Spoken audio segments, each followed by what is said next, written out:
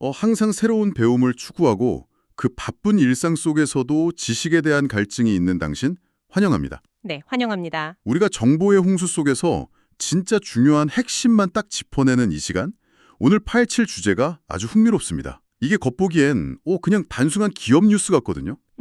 그렇게 보일 수 있죠. 네, 그런데 사실은 한국 비즈니스 생태계 전체에 던지는 거대한 충격파에 가깝습니다. 바로 삼성의 전면적인 영어 공용화 선언입니다. 맞습니다. 이게 단순히 직원들한테 영어 점수 더 내라 이런 수준이 아니거든요. 그렇죠.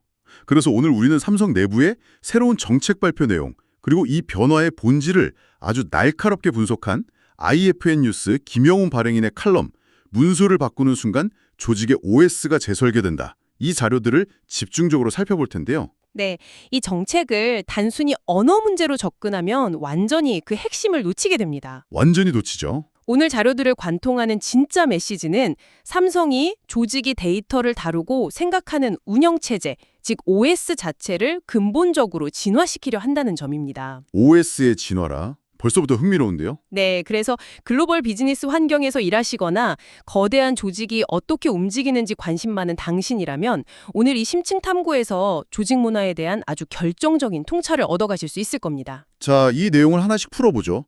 제가 이번 발표 내용을 꼼꼼히 들여다보니까 기존에 우리 기업들이 하던 그 글로벌화 전략하고는 체급 자체가 다르더라고요. 규모나 속도가 엄청나죠. 네, 당장 2월에 시범 운영을 거쳐서 3월부터 전면 시행에 돌입합니다. 대상이 무려 삼성전자, 삼성디스플레이, 삼성바이오로직스 등 3대 주요 계열사고요. 향후에는 전 계열사로 확대될 예정이죠. 네, 맞습니다. 근데 여기서 제일 눈에 띄는 게 바로 적용 범위예요. 국내 법인하고 해외 법인 간에 오고 가는 모든 공식 문서가 대상입니다. 이 대목에서 주목해야 할 게 바로 그 모든 공식 문서의 정의입니다. 이메일은 기본이고 기획 보고서나 회의 자료 같은 모든 포맷이 포함되거든요. 그러니까 기존처럼 한글로 초 안 쓰고 나중에 번역해서 병행 표기하는 게 아니라는 거죠. 전혀 아닙니다. 아예 초안 단계부터 영어로 작성해야 한다는 원칙을 세운 겁니다. 와, 초안부터 영어예요? 그러면 실무진 입장에서는 업무 프로세스가 완전히 뒤집히는 거잖아요. 그렇죠. 머릿속 생각을 한글로 정리하고 영작하는 게 아니라 아이디어 구조화 단계부터 영어로 출발하라는 선언이니까요. 근데 자료를 보니까 또 재밌는 예외 조항들이 있더라고요. 사내 메신저 대화나 구두로 하는 회의, 또 개인 메모 같은 건 예외로 뒀어요. 그게 경영진의 진짜 의도를 보여주는 아주 중요한 힌트입니다. 아, 어떤 점에서요? 단순히 직원들 영어 실력 평가하려는 게 아니라는 거죠. 메신저에서 캐주얼하게 떠드는 건 편한 언어로 하되 회사 서버에 공식적으로 남는 지식 자산만큼은 글로벌 표준으로 통일하겠다는 뜻입니다. 공식적인 기록의 표준하군요. 네, 그리고 사실 이 변화가 갑자기 하늘에서 뚝 떨어진 것도 아닙니다. 아, 그래요? 이미 2023년부터 삼성 해외 법인 내부 보고서랑 회의 자료는 영어 사용이 원칙이었거든요. 아하, 본사 전면 시행 전에 이미 현장에서는 변화가 있었네요. 특히 자료 보면 DS 부문 파운드리 사업부나 삼성 바이오로직스 일부 부서는 회의까지 영어로 해왔다고 나오던데요. 파운들리스나 바이오 사업 특성을 보면 당연한 수준입니다. 고객사가 애플, 엔비디아 같은 글로벌 공룡들이잖아요. 아, 그렇겠네요. 매일 엄청난 기술 스펙을 주고받아야 하니까. 맞아요. 그 중간에 번역이라는 단계가 끼어들면 속도나 정확성에서 무조건 밀립니다. 그 부서들에선 영어가 이미 생존 도구였던 셈이고 이번 3월 조치는 그 생존 방식을 그룹 전체의 표준으로 이식하는 겁니다. 결국 삼성이 노리는 건 압도적인 속도전과 효율성이군요. 자, 그럼 여기서 질문이 생깁니다. 왜 하필 지금인가? 이 대목에서 정말 흥미로운 점은 조직의 인구 통계학적 지형이 완전히 뒤집혔다는 팩트입니다. 인구 통계학적 지형이요? 네, 현재 삼성의 해외 근무 임직원 수가 이미 국내 임직원 수를 활쩍 넘어섰습니다. 한국 기업이라기보다는 실질적으로 완벽한 다국적 기업의 형태가 된 거죠. 아, 듣고 보니 그렇네요. 지금 이 방송을 듣고 계신 당신도 글로벌 프로젝트 해보셨다면 공감하실 텐데 번역기 돌리고 기다리는 시간 진짜 피말리거든요. 시간도 문제지만 사실 더 치명적인 건 정확성입니다. 맞아요. 예를 들어서 한국 엔지니어가 아주 미묘한 뉘앙스로 긴급 보고서를 썼다고 쳐보죠. 이게 번역팀 거치면서 그 긴급성이 싹 사라지고 텍사스 매니저한테는 그냥 참고사항 정도로 전달되는 경우가 있잖아요. 바로 그겁니다.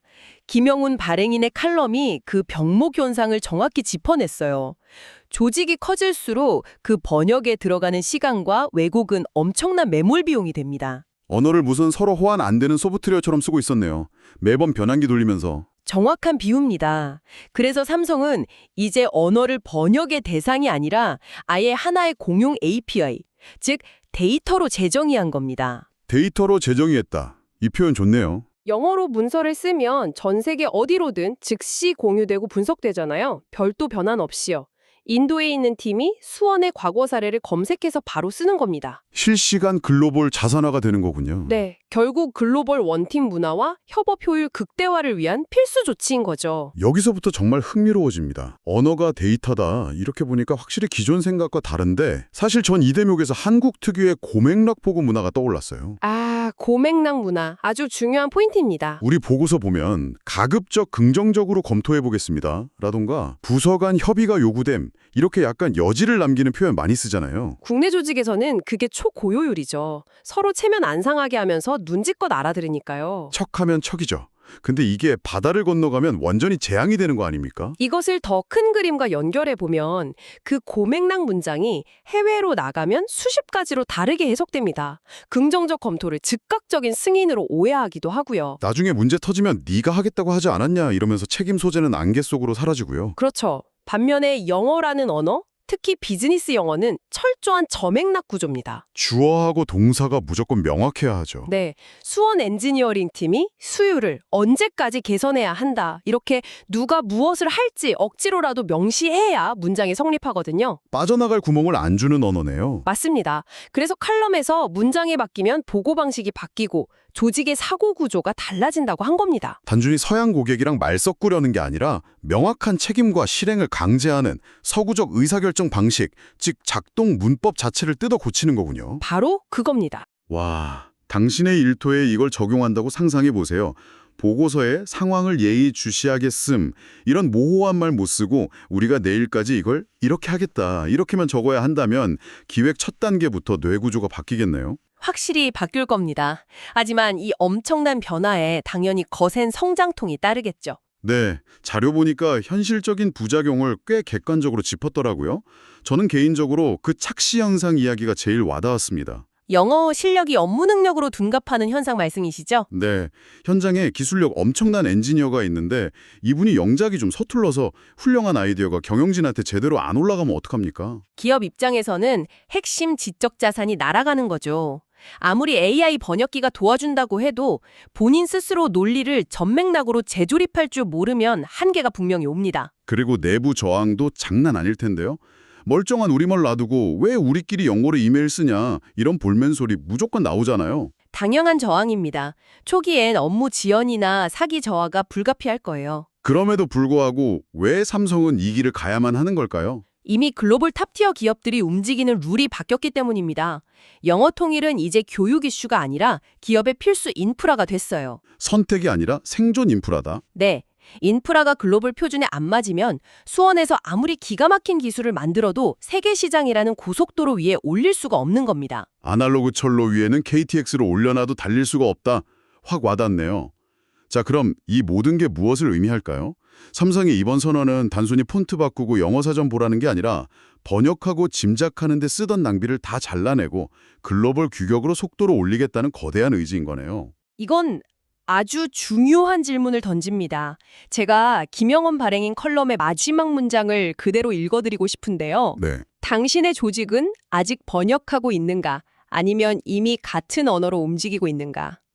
당신의 조직은 아직 번역하고 있는가? 이 질문 진짜 뼈를 때리네요. 데이터로 소통할 준비가 되어 있느냐를 묻는 거죠. 네. 자, 오늘 이 시간을 마무리하면서 항상 통찰력이 번뜩이는 당신을 위해 약간 도발적인 생각거리를 하나 던져드리고 싶습니다.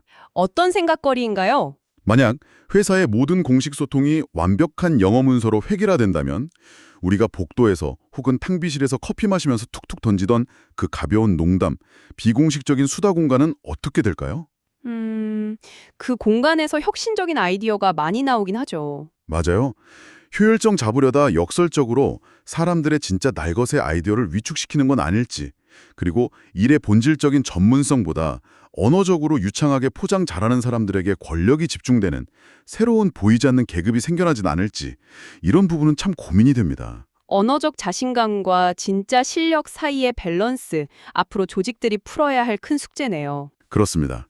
출근길에 혹은 퇴근하시는 당신의 일터에 이 질문을 가만히 대입해 보시길 권합니다. 과연 당신의 조직은 그리고 당신의 진짜 경쟁력은 어떤 언어로 쓰이고 있습니까? 깊이 생각해 볼 만한 주제입니다. 오늘 이 시간이 당신의 비즈니스 시야를 한 뼘 더 넓히는 나침반이 되었기를 바랍니다. 우리는 다음 심층 탐구 시간에도 세상의 소문을 걷어낸 진짜 지식만을 캐내어 다시 찾아오겠습니다.